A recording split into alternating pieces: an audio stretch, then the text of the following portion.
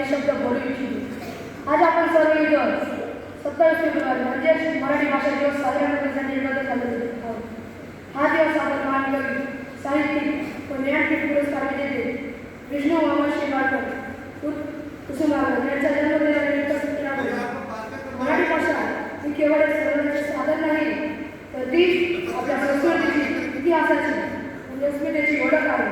संतांच्या वाणीने गौरव झालेली ही भाषा संत नामदेव, संत तुकाराम, संत ज्ञानेश्वर यांच्या अभंगातून समृद्ध झाली। छत्रपतींच्या पराक्रमाची साक्ष देणारी हीच मराठी भाषा आपल्याला स्वाभिमान शिकवते। मराठी ही केवळ एक भाषा नाही, ती आपल्या आईची माया आहे, आपल्या संस्कृतीची शान आहे, महाराष्ट्राचा अभिमान आहे।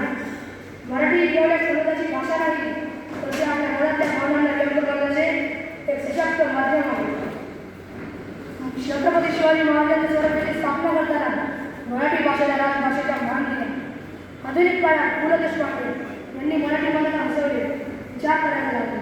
आजच्या डिजिटल युगात आपण इंग्रजी